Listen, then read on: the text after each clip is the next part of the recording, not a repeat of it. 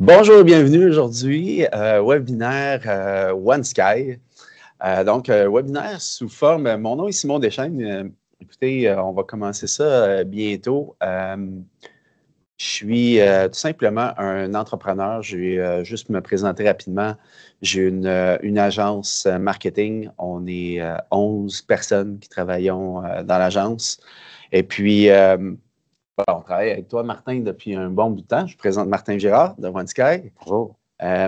Et puis, on a pensé, puis je suis dans plusieurs cercles d'affaires, puis tout ça, puis on se pose beaucoup de questions, les entrepreneurs, sur nos réels besoins en services informatiques de toutes sortes. Donc, j'ai ramassé un paquet de questions que je pense qui peuvent être d'intérêt pour d'autres entrepreneurs comme moi, dans le fond, comme nous tous, que je vais poser à Martin aujourd'hui. Puis je vous inviterai à la fin du webinaire, si ça va sûrement faire naître d'autres questions, à nous les soumettre et puis à nous les envoyer là, dans le chat. Martin, bienvenue à matin. Bien, merci Simon de m'avoir invité, on peut dire ça comme ça, puis de me faire une belle Invitez-vous. Ben oui. Puis effectivement, aujourd'hui, on y va comme c'est ouvert. Si on me pose des petites questions, puis gênez-vous pas dans la salle. Si vous avez des questions, c'est le moment. On a regardé l'ensemble des gens qui y participent aujourd'hui. Il n'y a pas d'industrie, il n'y a pas un silo en particulier. C'est un ensemble. Donc, on va vraiment traiter ça de niveau de haute altitude. Mais gênez-vous pas avec les questions. Avant tout, les solutions OneSky, ça existe depuis... on dit, nous, qu'on existe depuis 30 ans. Il faut savoir qu'il y a une historique de fusion à l'intérieur de ça, mais les deux partenaires principaux de la société, ça fait plus de 30 ans qu'on est dans l'industrie. De mon côté, ça fait plus de 34 ans. Puis avant tout, nous autres, là, notre focus chez nous, Simon, c'est de donner du service en technologie de l'information. Donc, on est dans la continuité d'affaires avec les PME au Québec, mais nécessairement, on est un partenaire dans l'entier. Donc, peu importe la question, peu importe ce que vous faites, appelez-nous. On va trouver une solution, on va vous aider, puis on va vous trouver d'autres partenaires. Donc, essentiellement, c'est ça, OneSky. Je te laisse avec les questions, j'arrête de parler. Oh, tu vas parler. Oui, c'est sûr. Je commence par une première, puis on a souvent cette impression-là. Exemple, ça fait un an, on a intégré la suite Zoho One que tu dois connaître là, pour les PME, une suite ERP là, avec plusieurs logiciels dedans. Tout ça, c'est cloud.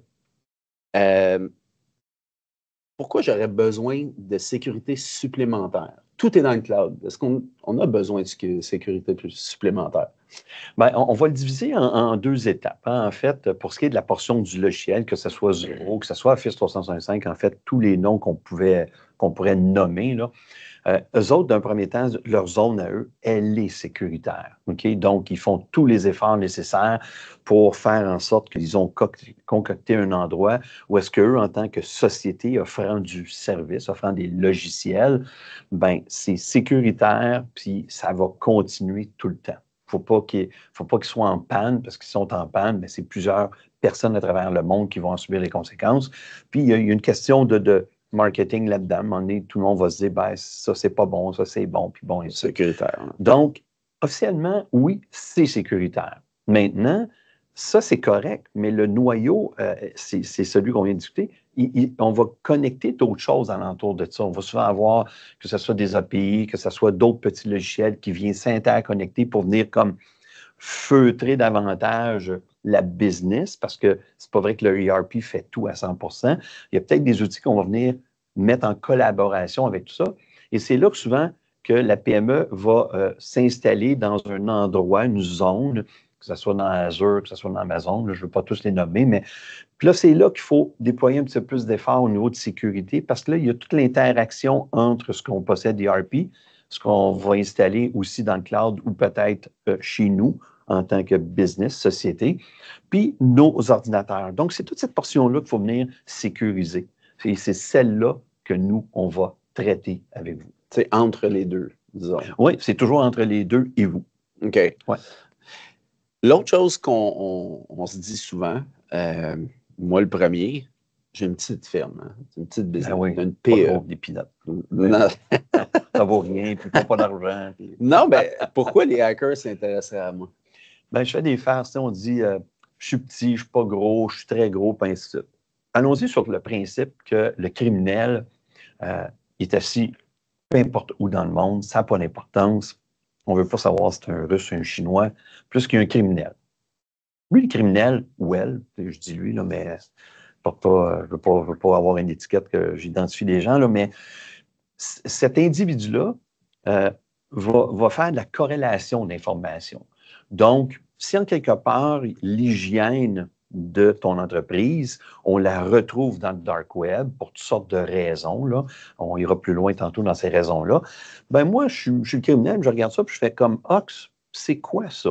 Là, je m'en vais voir sur le site web, firme marketing, à la limite, je peux aller un petit peu plus loin et découvrir d'autres informations. Je me dis, une firme marketing semble avoir une couple d'employés parce que je vois des photos de mes employés à l'intérieur de ça. Bah, ça doit faire un chiffre d'affaires peut-être, je ne sais pas, moi, 800 000, 1 million, 2 millions, 3 millions, puis là, on s'en va comme ça. Ben, je vais m'essayer de te bloquer. Je vais essayer de te geler, OK? Je dis geler, là, mais il y a d'autres termes, mais je vais essayer de te faire mettre le genou à terre, puis en échange, je vais te demander une somme d'argent que moi, là, selon mes calculs, je considère que tu devrais être capable de me payer ça. Puis selon mes calculs, je sais très bien qu'il y a avantage à le payer versus prendre une firme comme nous puis tout repartir ton infrastructure complète. À partir de là, que tu sois petit, que tu sois grand, gros, puis tu n'as pas d'infos, puis tu ne détiens pas les secrets des dieux, c'est pas ça qu'ils regardent. Okay. C'est quoi mes capacités, mes chances de pouvoir te faire mettre le genou à terre en guise d'obtention d'une rémunération. Point barre. C'est comme ça que ça fonctionne. Il y a toutes sortes de théories alentour. On pourrait en nommer un paquet d'autres. C'est comme la sauce à spaghetti. Il n'y a personne qui a la meilleure recette, mais on a toute la meilleure recette. Moi, je vous dirais, pour qu'on comprenne bien, essentiellement, c'est ça qu'on va retrouver dans l'industrie. OK. OK. Puis une fois qu'on décide, mettons, de payer, on la paye ça ensemble ou on ne la paye pas? C'est un calcul. C'est encore là, il va y avoir des dossiers où est-ce qu'on fait en fait, les professionnels font l'analyse, on regarde l'impact financier, on regarde l'impact clientèle, les collatérales avec les employés, les collatérales avec les partenaires. Le parc informatique a l'air de quoi? Est-ce que c'est un vieux parc informatique? Est-ce que c'est un parc qui est en mi-âge ou en début d'âge? Il y a beaucoup d'éléments qui font en sorte qu'à un moment donné, on se dit, bon, OK, la rançon, elle est de combien? Puis pour repartir tout ça, ça coûte combien? Donc, c'est un blend de tout ça. Fait qu'il y a des dossiers que oui, on va, puis c'est pas nous qui recommandons ça, mais il y a des dossiers qu'on va aller de l'avant à payer cette rançon-là. Et puis, qu'en dira-t-on? Puis, il y en a d'autres qu'on dit, ben non, on ne fait pas ça, ça ne vaut même pas la peine. Demain matin, on est reparti pour d'autres raisons parce qu'on était bien sécurisé, on avait bien fait notre vue diligente à travers ça. Okay. Donc, c'est vraiment, nous, on va faire, en fait, je dis nous, là, mais quand on est à cette étape-là, on fait la même analyse que le criminel a fait avant de venir nous voir. Ça vaut-tu là? Je prends une chance, puis ma chance, c'est que je m'essaye, puis si je réussis, je demande cette somme-là. Puis là, ben, on va osciller entre on paye ou on ne paye pas. Il y a des éléments à prendre en compte là-dedans. Puis, OK, toi, tu as déjà assisté à des moments où vous payez, votre client payait. OK? Oui. Puis, est-ce que, parce que c'est pas une sécurité après ça que tout va repartir, puis ils ne seront pas réattaqués? Oui. Bien, ça fait partie de l'analyse, effectivement. Là, à un moment donné, il faut comprendre que quand on ne paye pas, on est sûr de notre coût. Puis quand on paye, on se croise les doigts.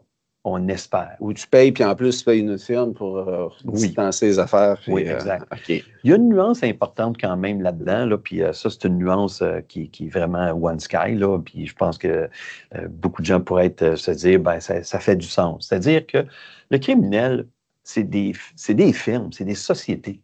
Elles ne sont pas tout seules, elles sont plusieurs là-dedans. Puis ils ont des actuaires. Puis tu appelles là, puis tu as du service à quelqu'un. Quand on les appelle, quand là, tu n'appelles pas, je ne parle pas à ces gens-là, mais quand on est en égo avec eux, là, c'est instantané. Ça ne brette pas. Là, on n'est pas dans des paliers, faites le 1, le 2, le 3. Là, ça se passe là. Il faut comprendre qu'eux sont hyper productifs au niveau du service à la clientèle parce qu'ils veulent une étiquette. Si tu payes, tu peux être certain que tu ne retrouveras rien de tes infos sur le dark web. Donc, quand on fait l'analyse de tout ça, bon, on se dit, Caroline, ça fait du sens. parce qu'ils veulent avoir une réputation que bon payeur, ben bon client. Puis c'est ça qui se passe. C'est la nuance un peu. Ils soignent leur réputation de criminel. Ben oui, ils veulent avoir l'étiquette que ouais, si tu les payes, tu payes sûr. Tu peux pas, parce qu'on parle des criminels, mais tu peux prendre en considération qu'ils n'ont pas d'avantage à le faire. C'est un petit peu la mafia, là, ces affaires-là. C'est délicat, hein, parler de ça, parce que il y a toutes sortes de théories et de façons de voir les choses. Ça ne veut pas dire que qu'est-ce que je viens de dire, c'est la réalité. Mais quand on regarde puis quand on fait des dossiers, ben, la plupart du temps, c'est ce qu'on remarque, nous, de notre côté. Okay. Si tu payes, si tu traites bien, puis ils nous traitent bien, puis si on le traite bien, ils nous traitent, on est là-dedans. C'est pas cool, c'est pas le fun, pas agréable. C'est un combat continuel dans nos têtes comme dirigeants quand on vit cette situation-là. Mais en temps normal... C'est un peu un cauchemar à envisager. Oh oui, c'est un cauchemar. OK. On revient un petit peu, peut-être un peu plus en arrière. C'est quoi les cyberattaques les plus populaires? Ce qui est le... Il y en a eu beaucoup là, dans le passé, puis ils doivent continuer à rouler. Là.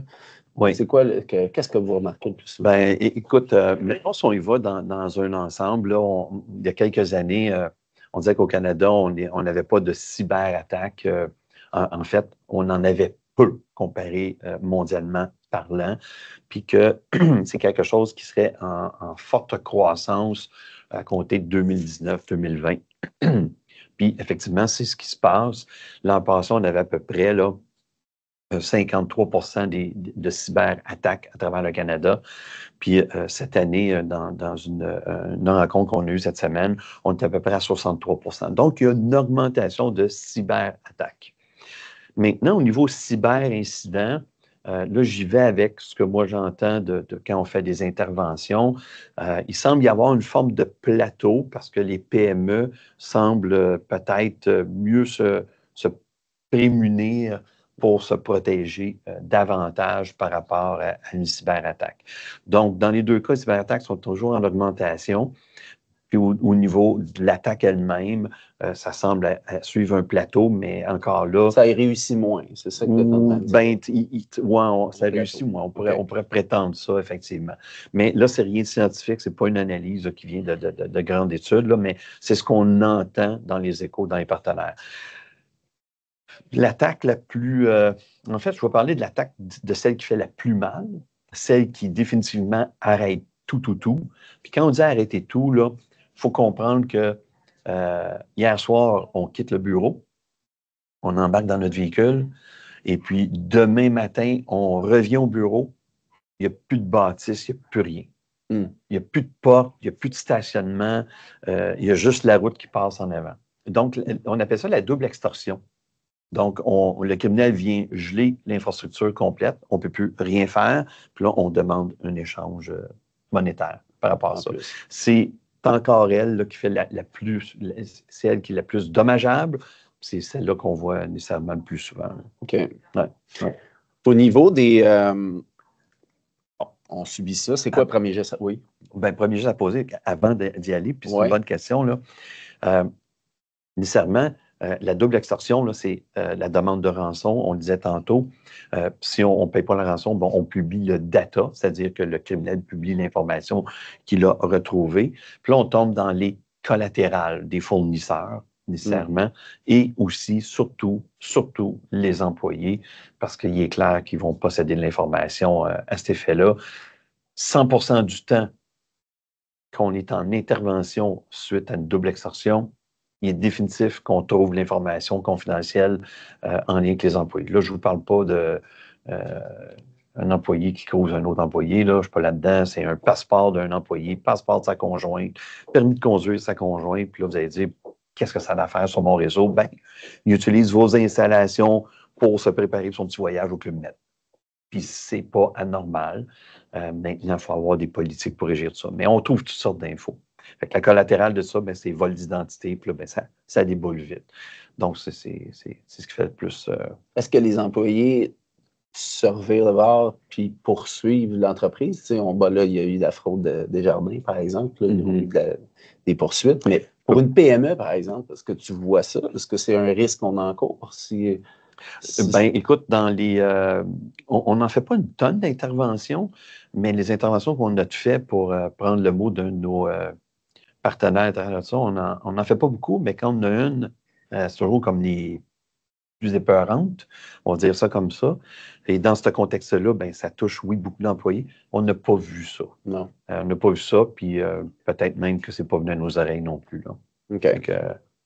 Donc, tout le monde devient sur le choc, hein, Simon, quand ça arrive, ces histoires-là, parce que c'est comme si, ah, OK, c'est vraiment comme ça que ça se passe. Faut le vivre. Si on entend ça tout le temps, faut le vivre pour définitivement mieux comprendre. Ouais, ou il ne faut pas le vivre. Ça serait mieux de pas comprendre. Mais tu sais, c'est ça, hein, c'est ça. On ne souhaite pas ça. Non, on ne souhaite pas ça. Au niveau des... OK, il arrive une cyberattaque. Oui. En tant que dirigeant d'entreprise, qu'est-ce qu'on fait? C'est quoi le premier geste? Première chose qu'il faut faire, là, on rouvre notre écran, là, puis on voit, puis il semble avoir une rançon, parce que c'est jamais clair. Là, ça se passe comme on est comme d'un espace-temps. Là, c'est comme vous, on est dans la brume. Mais si vous voyez une rançon, demande de rançon, puis contacter, puis ainsi de suite, débranchez l'Internet. Ça, c'est la première chose à faire, c'est débrancher l'Internet. Puis là, on dit tout le temps, laissez tout à chaud. On ne ferme rien, comme dans rien. C'est-à-dire, on débranche l'Internet, mais on ne débranche pas les ordi. Autrement dit, tu ne fermes pas tout. Okay. On se coupe du monde entier. Clic, on ferme là, carrément, tu fermes, nous autres, c'est du Wi-Fi. Là, tu débranches le terminal Wi-Fi, le router. Prenez une paire de ciseaux, coupez la fibre optique, coupez le câble de Vidéotron, coupez, enlevez, barrez, on enlève ça. OK, ça, c'est la première chose qu'il faut faire. On se coupe du monde entier à partir de là. Nécessairement, contactez votre partenaire en TI. Ça, c'est la deuxième chose à faire. Pourquoi? Parce que le partenaire en TI va vous coacher par rapport aux différentes étapes. Là, entre autres, on laisse tout allumer. À partir de maintenant, veuillez contacter vos assurances. Parenthèse, contactez vos assurances parce que vous avez une cyber. Contactez vos assurances quand même, mais vous n'avez pas de cyber, mais il va y avoir possiblement des conséquences à ça. Puis là, je ne suis pas un expert là-dedans, mais je les vois, ces dossiers-là. Il va peut-être y avoir une conséquence. Puis après ça, ben nous, automatiquement, on part la machine de notre côté à insérer un breach coach, insérer des joueurs partenaires alentour de nous qui vont pouvoir déployer du temps, des efforts pour justement colmater, repartir rapidement certaines étapes au parc informatique. Puis là, on va tomber avec une troisième firme qui va aller négocier avec les criminels pour savoir qu'est-ce qu'ils ont. On veut voir d'un premier temps. On veut vraiment qu'ils nous montrent qu'est-ce que vous détenez que nous, on pourrait considérer compromettant. Puis après ça, on veut savoir ça coûte combien, ça, cette histoire-là. Okay. Et ça, Simon, on se met dans un délai, en fait. Mettons que ça arrive à 9 h le matin. Appelle ton fournisseur. Le fournisseur procède la roue. À 10 h, on a à peu près une vingtaine de ressources réunies alentour d'un même appel. Et là, c'est là qu'on vient vous coacher puis qu'on démarre les interventions. Tout ça se fait en 1 heure, à peu près une vingtaine de ressources, dont le Breach Coach puis une firme externe pour négocier. Okay. Et dans le prochain 8 heures qui va suivre à ça, là, c'est d'entendre, Simon, qu'est-ce que tu veux voir demain matin repartir? Qu'est-ce qui est important pour toi? Change tes numéros change tous tes codes d'accès au niveau des comptes bancaires, de ta vie personnelle, contacte tous tes employés, fais la même affaire avec eux tout de suite. Ça, on focus là-dessus, puis on va s'aider. Fait qu'en dans 2 heures, il faut que ça soit fait. OK. Et là, on continue vers... Okay. Fait qu'il y a une espèce de checklist, un plan d'intervention là, que vous passez au travers pour vous guider. Définitivement. Oui. OK, on ne souhaite pas vivre ça. Au niveau, tu parlais tantôt, tu as parlé vite du Dark Web. Oui. C'est quoi ça? L'hygiène au niveau du Dark Web. Bon, on utilise tout un courriel, mgirard@onesky.ca. Et puis, il pourrait arriver que je prends mon courriel pour m'abonner à Protégez-vous, m'abonner à Ici Tout TV, parce que j'ai une télévision semi-intelligente, toutes sortes de périphériques, mais je prends toujours mgirard@onesky.ca.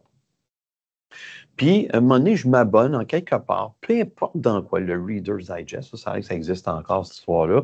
Je m'abonne là-dedans, puis là, Reader's Digest, eux autres, ils se font hacker. On va dire ça comme ça, là. Mettons qu'ils subissent une intervention d'un criminel.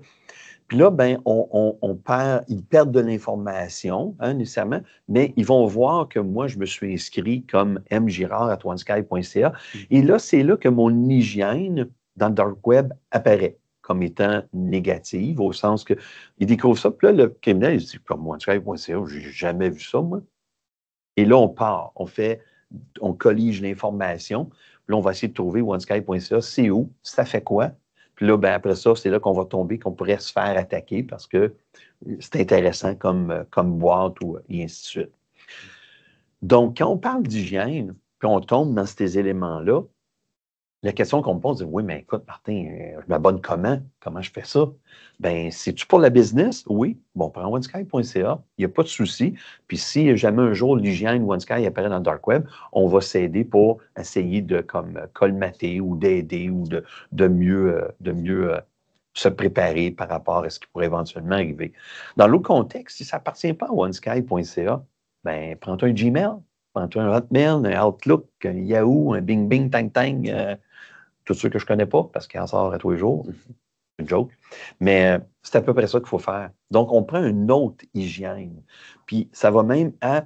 Prenez-vous donc une hygiène qui fait les abonnements des Nintendo, puis des Sony, puis des ci, puis des ça.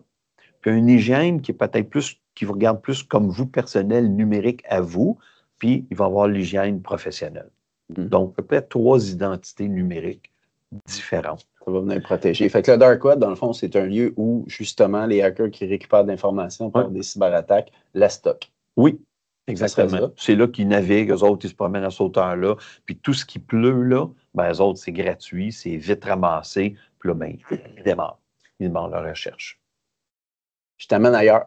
Oui, donc. On parle de la fin de Windows 10.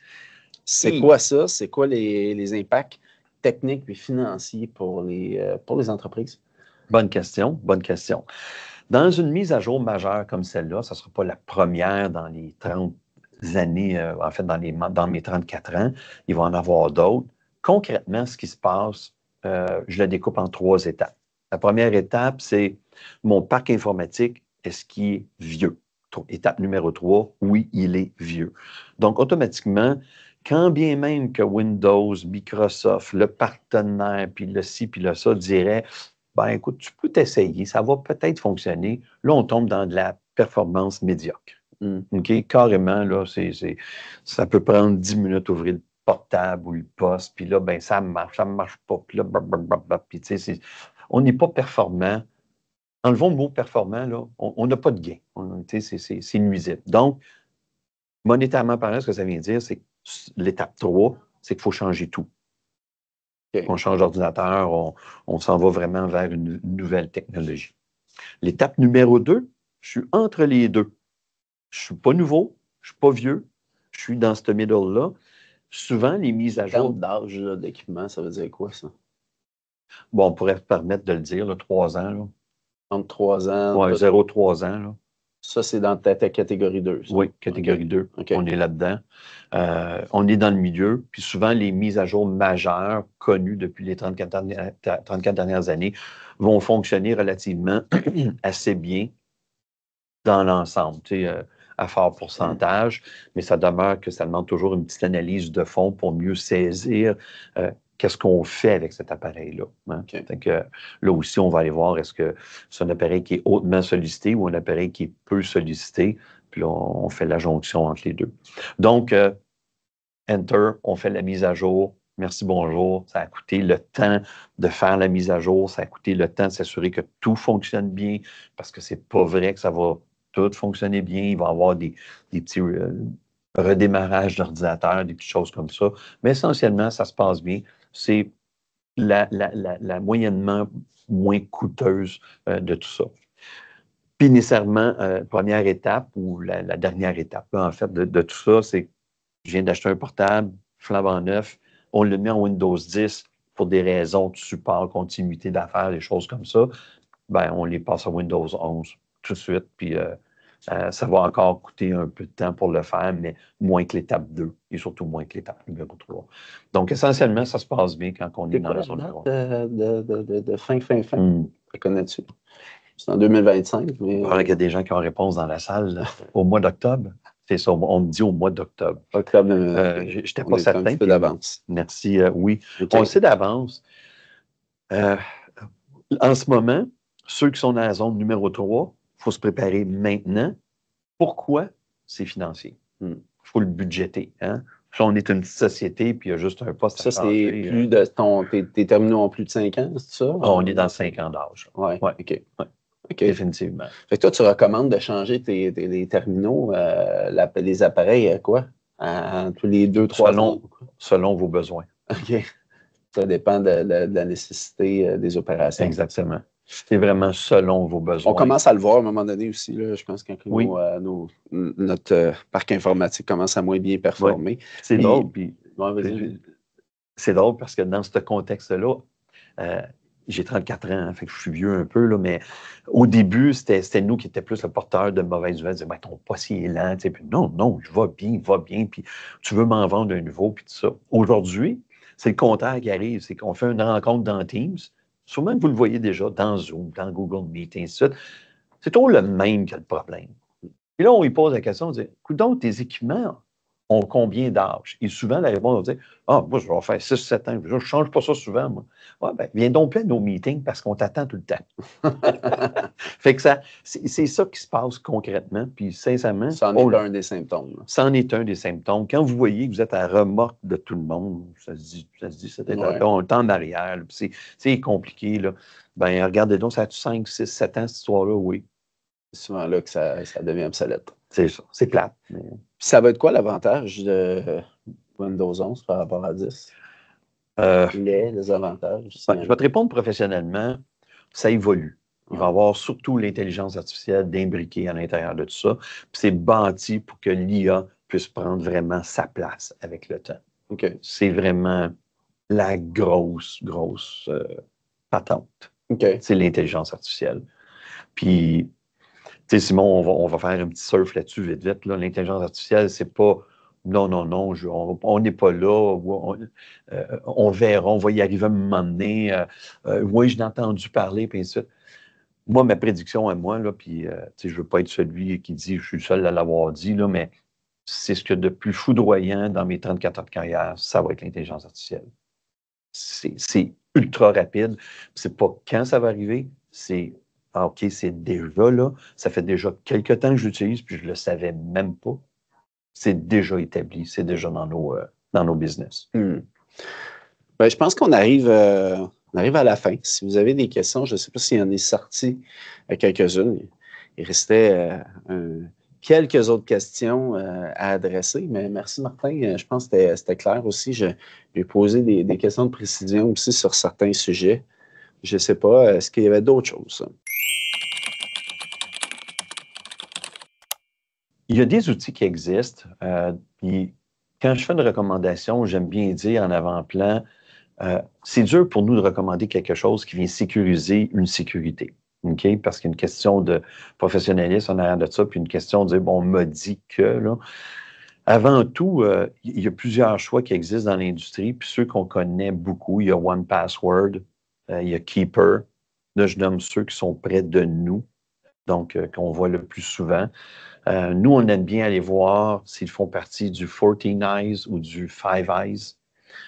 C'est des concepts de guerre qui existent depuis longtemps. Puis il y a de l'échange d'informations pour s'assurer que la sécurité de ces logiciels-là soit vraiment bien entretenue, puis selon les bonnes règles de l'art dans l'industrie.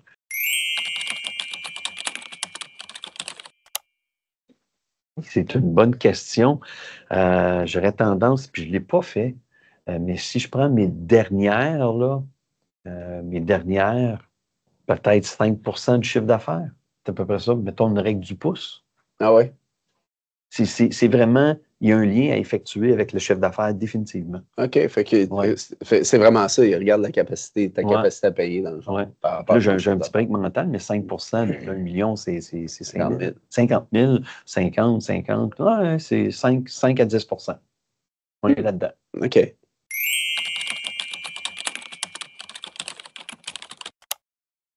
Bien, nécessairement, il faut mettre en application, il faut mettre en place des règles d'hygiène par rapport à ça. Puis aujourd'hui, bien, c'est un ensemble d'applications spécialisées, ultra spécialisées, pour justement nettoyer cette hygiène-là. Parce que là, on est dans l'hygiène, entre autres, au niveau des telcos, là. Donc, s'il y a du spamming qui passe, on a déjà commencé à avoir peut-être l'usurpation à travers ça. Pour moi, vite, c'est parler à votre partenaire, là, parce que c'est comme inquiétant un peu. Ça se dirige vers quelque chose. Ça nourrit quelque chose.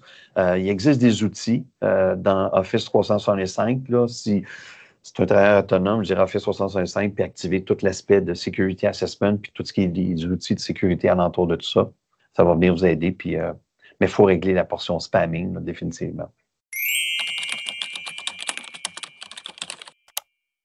Oui, l'audit de sécurité, c'est super le fun, mais en fait, je vais vous parler de nous, ce qu'on fait, c'est qu'aux 3 mois, trimestriellement, nous, on s'auto-audite.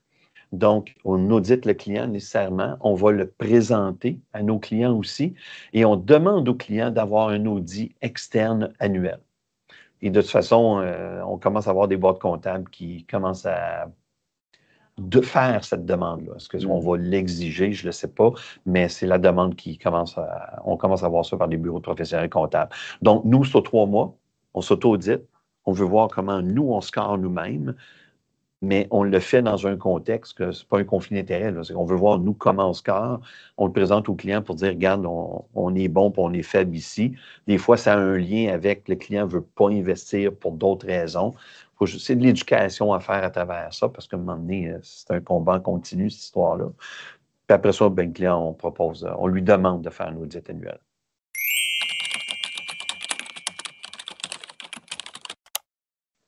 Oui, en fait, la suggestion, puis on pourrait la rire un petit peu, là, mais nécessairement, c'est OneSky aujourd'hui. Nous, chaque client qui tombe dans le programme, qui est le programme TI sans souci, automatiquement, on lui donne une zone d'accès avec une voûte dans laquelle on peut aller déposer toutes les informations confidentielles, permis de conduire, passeport, et ainsi de suite.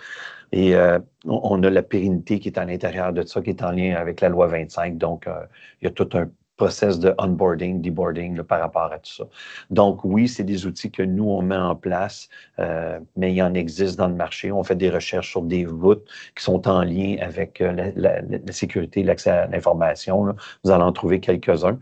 Mais nous, d'office, il faut comprendre aujourd'hui, là, puis là, je vais prêcher ma paroisse, là, avoir une ressource à l'interne.